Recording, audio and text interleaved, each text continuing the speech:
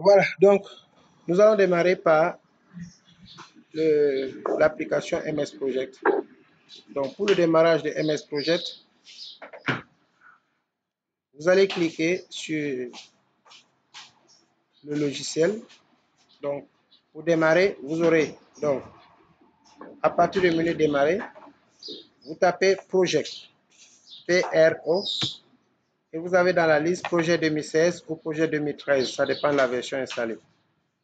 Une fois cliqué sur projet 2013 ou 2016, vous avez une interface comme celle-là qui s'affiche. Donc, je partage l'écran. Je sais pas. Je vais partager l'écran cette fois-ci. Comme ça, vous allez voir mon écran. J'arrête le partage. Oui. Voilà. Donc, voilà, j'ai partagé mon écran. Voilà, une fois donc, le logiciel est installé, il démarre comme ceci. Vous avez le menu fichier, tâches, ressources, rapport, projet, affichage, etc. Et donc, il faut expliquer les menus qui sont là. Par exemple, le menu projet, le menu tâche, le menu fichier. Chacun des menus sera utile dans la suite du travail.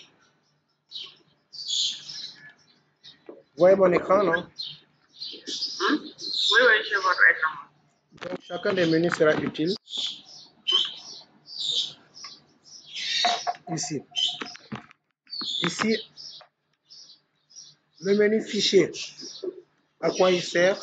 On explique les menus. Fichier, quand on clique, vous pouvez enregistrer le projet, ouvrir, créer un nouveau, imprimer, exporter le projet.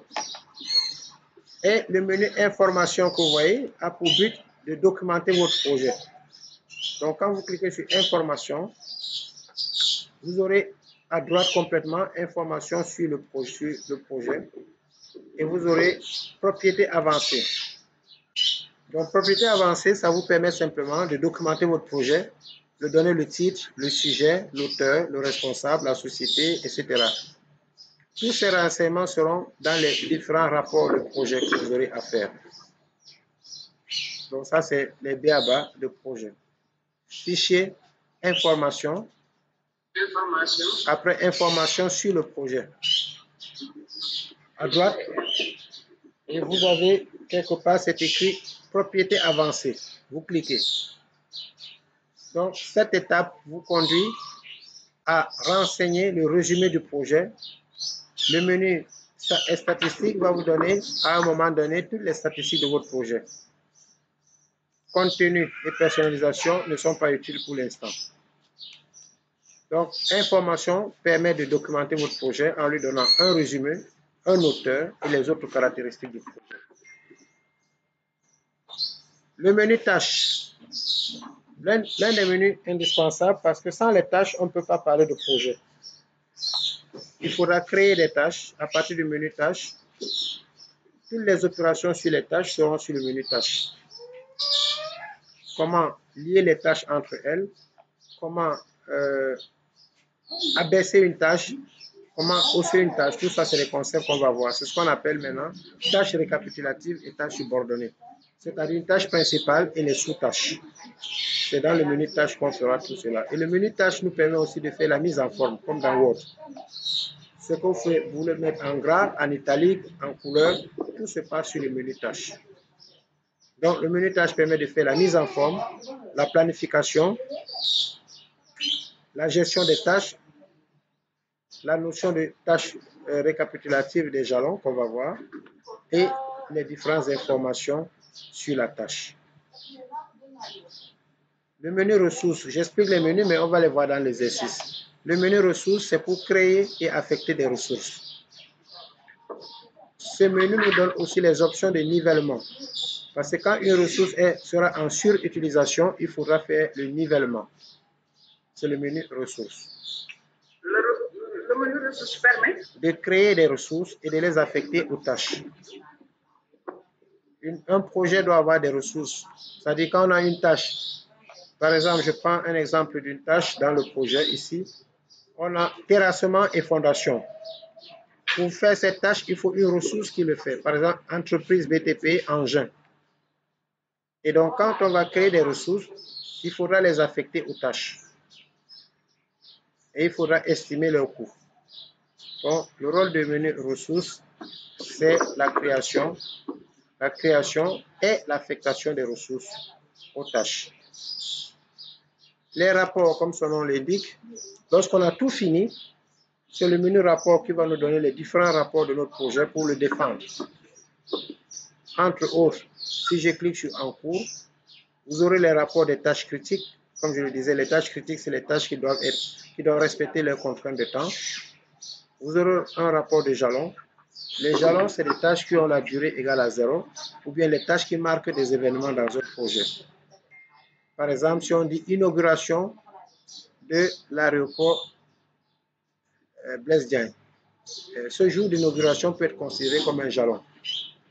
Donc, un jalon est une tâche qui a une durée nulle ou une tâche qu'on peut marquer comme jalon, juste pour dire que cette tâche réalise un événement. Dans le menu rapport, donne les différents rapports, les rapports de coûts, les rapports, le flux de trésorerie, c'est-à-dire le cash flow, les rapports de la valeur acquise, donc les rapports des ressources, donc aperçus sur les ressources, les rapports des tâches, etc. Donc, il vous donne beaucoup de rapports, et les rapports de coûts, et les rapports autres que des coûts. Coûts des ressources. Donc, le menu rapport, c'est juste une conclusion. Lorsque le projet est bien fait, vous venez dans le rapport et vous générez automatiquement les rapports. Vous ne faites rien. Le menu projet nous permet d'initialiser le projet. Comme vous le voyez dans le menu projet, on peut donner la date de début, qui est l'élément de base. Vous ne pouvez pas faire un projet sans pour autant indiquer la date de début du projet ou bien la date estimée de fin de projet. Donc, dans le menu projet, nous allons donc initialiser le projet avec la date de début du projet. Nous pouvons, dans le menu projet, modifier les horaires de travail. Par exemple, dans le projet, on peut dire Madame Khan ne travaille que les jeudis et les lundis de 8h à 12h. Donc, il faudra venir dans modifier les horaires de travail et prendre en compte cette contrainte. Dans le menu projet, on peut enregistrer le planning de référence. C'est-à-dire, à partir du planning de référence, on peut créer d'autres plannings et faire le miroir du projet. Ce que vous avez fait jusqu'à la date T, si vous arrivez à la date T plus 1, vous faites les comparaisons pour voir les écarts. Le menu projet vous donne aussi un menu qu'on appelle la date d'état. Vous pouvez mettre à jour le projet, l'avancement du projet.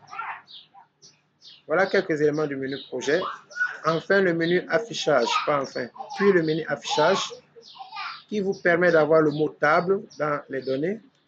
Et là, vous pouvez faire le suivi du projet. Ici, vous pouvez avoir dans le menu affichage, vous avez l'onglet table dans le groupe données. Donc ici, c'est ici qu'on va faire le suivi du projet, step by step, tâche après tâche. Et cela se trouve dans le mot table. Dans affichage, vous avez table.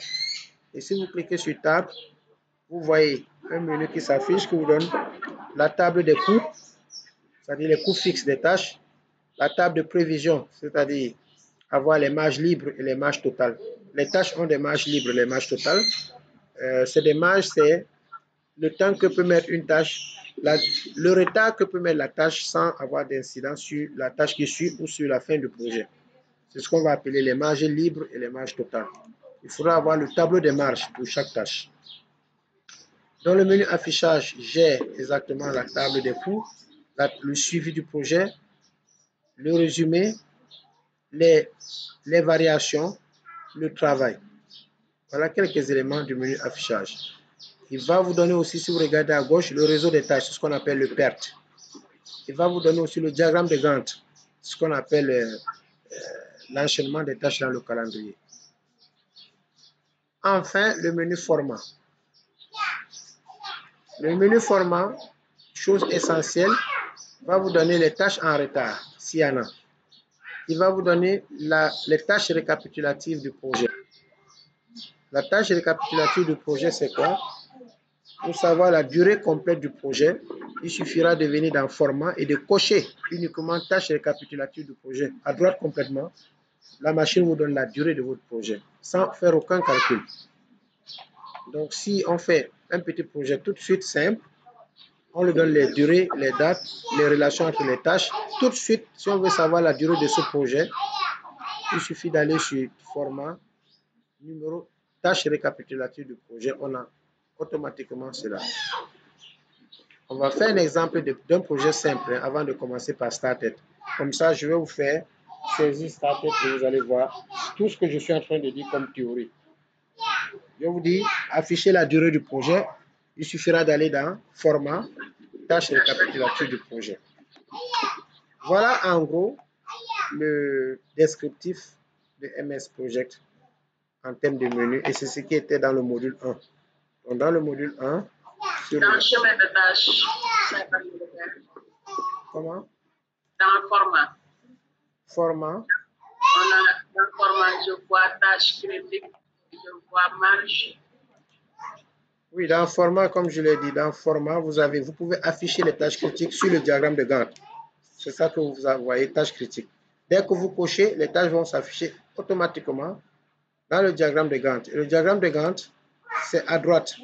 C'est ce qu'on a appelé ici, c'est cette surface que vous voyez avec le calendrier. L'enchaînement des tâches dans le calendrier, cette partie-là. Et de manière, si on prend un exemple concret, vous allez voir, je vais vous laisser partager l'écran. On va faire un exemple concret et vous allez comprendre tous ces petits concepts. Qu'est-ce que le diagramme de Gantt? Qu'est-ce qu'une tâche critique, etc. Mais j'expliquais le menu parce que dans le chapitre 1 que j'ouvre ici, le module 1, c'est l'installation, configuration de projet, c'est déjà fait. Présentation générale de MS Projet et le rôle de son rôle en gestion de projet, c'est ce qu'on est en train de faire. Découverte de l'interface. Pour découvrir l'interface, je donne un petit cas pratique. Création de nouveaux projets, c'est ce que vous allez créer tout à l'heure. Paramétrage de calendrier, on va le faire. Sauvegarde et gestion des fichiers de projet, on va le faire aussi. Donc, le module 1 est prévu pour 2 heures. Et je pense que on ne va pas trop finir, mais on va pouvoir faire cela. Il nous reste environ 1 heure. It's time to take coffee. 5 à 10 minutes de coffee. Merci. À tout à l'heure. J'arrête l'enregistrement, c'est 12 minutes.